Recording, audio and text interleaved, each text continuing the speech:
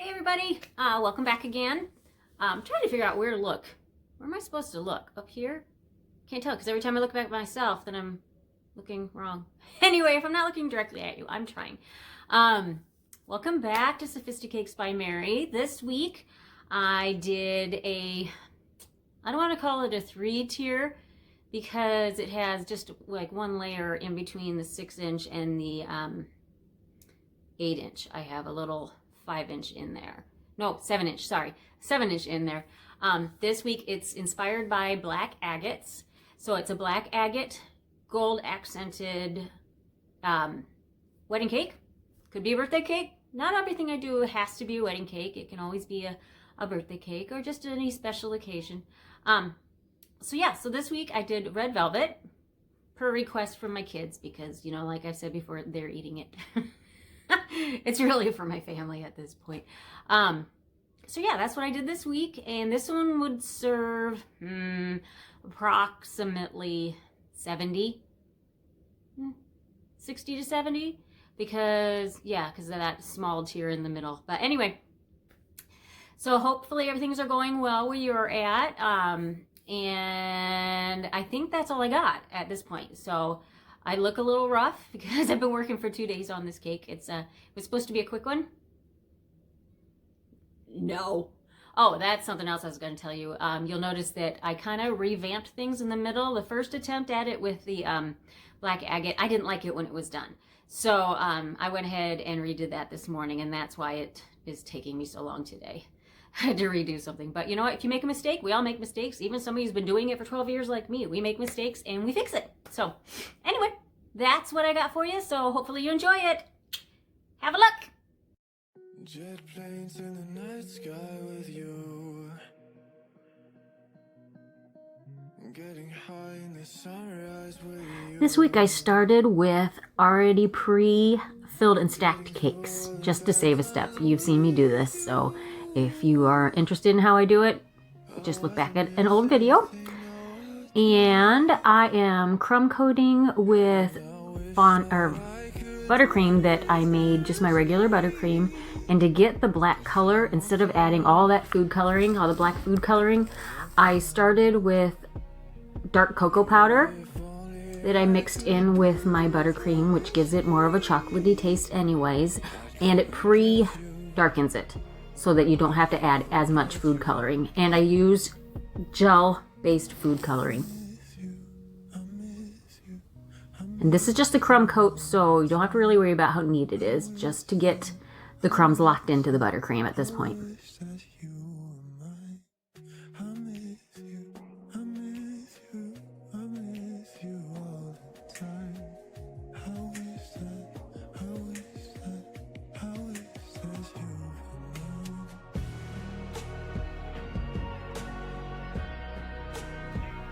For the final coat of buttercream, I use my plexiglass discs that help me get that nice clean crisp sides and corner.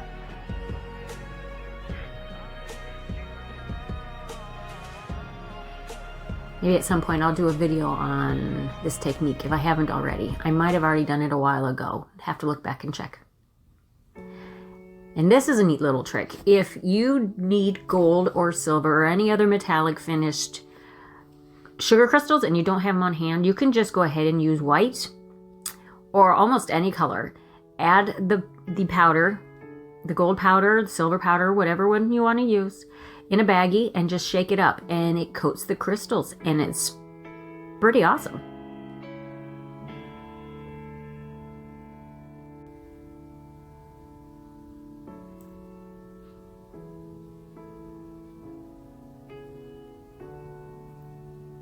Look how shiny and gold.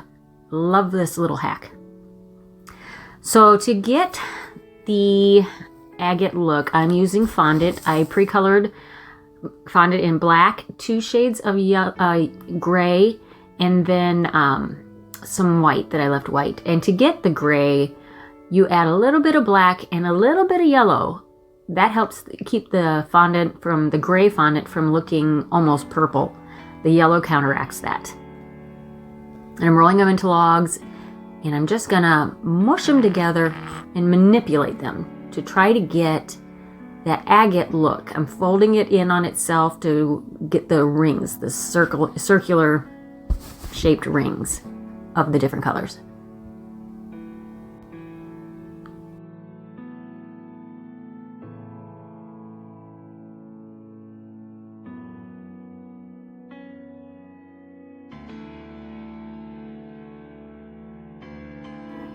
If you don't like the way that your rings are turning out, you can always manipulate it. You can add to it.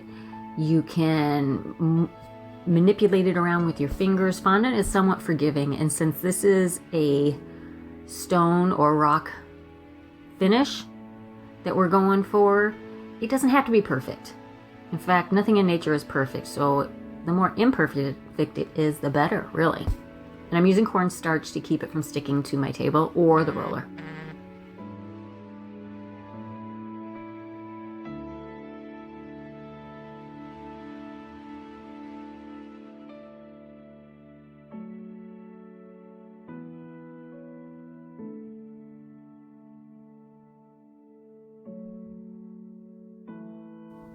And please excuse my huge head that keeps getting in the way.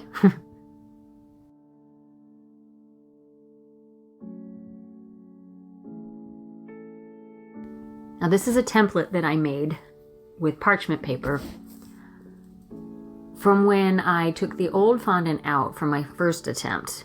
I used parchment paper and traced on it the outline of where the new fondant needed to fit in. A little bit later on in the video, I'll show you how I figured out where to mark the lines on the parchment paper. I want it to sit into the buttercream. What I did before was sitting on top of the buttercream, the fondant was, and I didn't like it. I didn't like that at all because I wanted it to be below the surface of the buttercream. So I just pulled it off and started over. And this is my second try at it.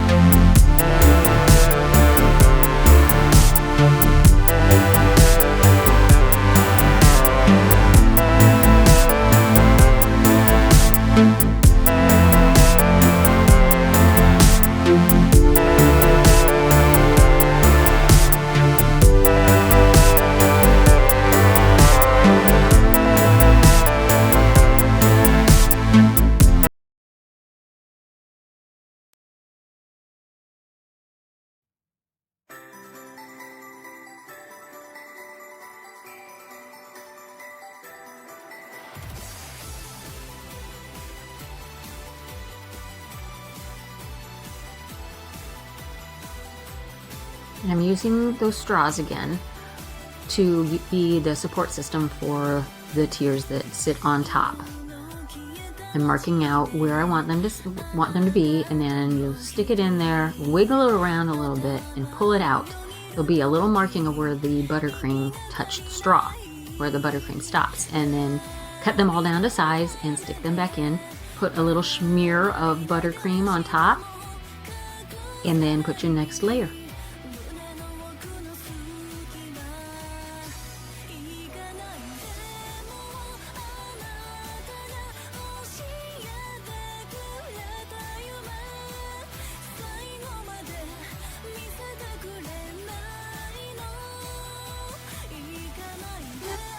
And I don't want to neglect to mention that I did cover the outside of the board that is visible with fondant.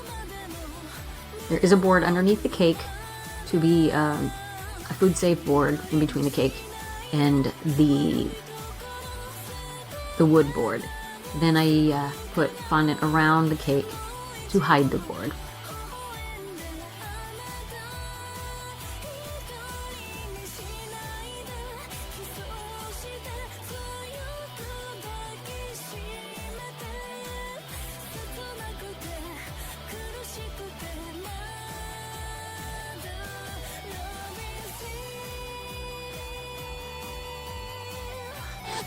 And I can touch this cake because it's been chilled. You wouldn't want to hold on to it for too long because the warmth of your hand will melt the buttercream, but you can touch it long enough to get it placed where you want it.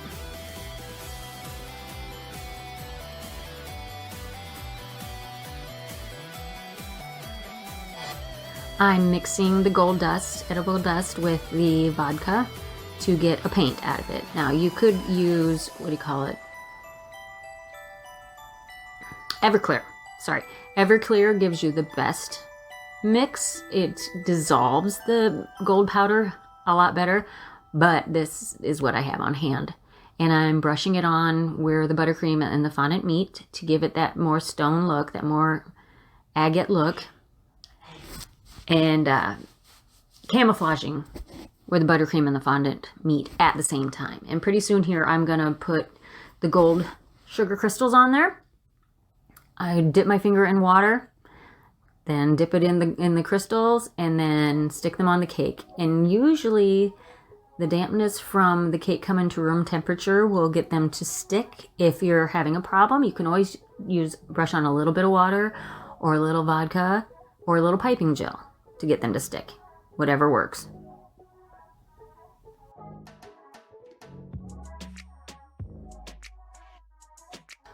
The key here is to be random and more, don't really paint a straight line with the gold, but kind of dab it on.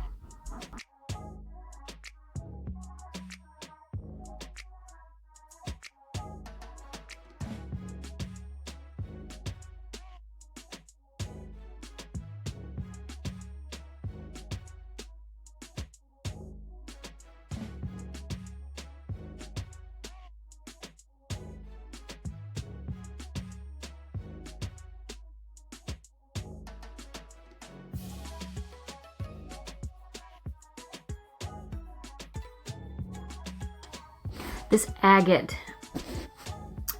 look actually wrapped around the top of the cake too, but you cannot see it from this angle, unfortunately, because that was really pretty.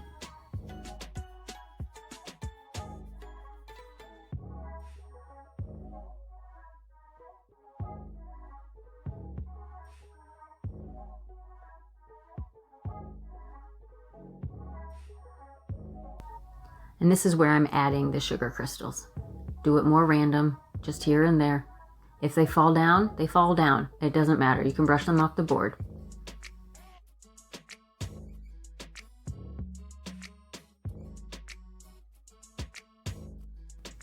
did add a few pieces of rock candy that I did the same gold technique with here and there, just to add a little bit more depth.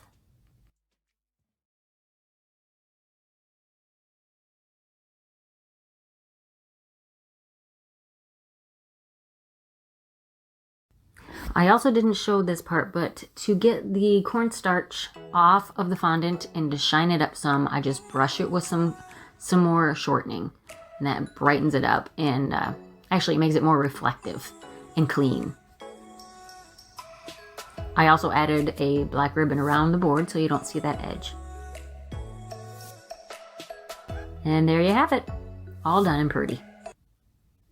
So hopefully you liked the agate cake. I like doing it. It was definitely something I've had my eye on wanting to try to do, and I think it's very sophisticated. And I was going to tell you too that at work I have been filming some there, and I have a video. By the time you see this, hopefully I'll have it posted. But I want to do some things that I'm doing at work that I'm not doing at home. Some more decorative toppers, things like that. Some other fun stuff. So I'm calling that the work addiction. I have a work addiction. I do. A work edition. And this would be my home edition. So yeah, so if you take a look at that, that would be great. And please like and share comments. Any questions you have for me, please ask. I'm an open book. I'm getting more and more comfortable. Words are hard. I'm getting more and more comfortable with the camera. So you're going to start seeing a little bit more of my goofy side, obviously. Yeah, so that's all I got today. So like and share and comment and subscribe. Do all the things. So I will see you next time. Thanks, everybody. Bye.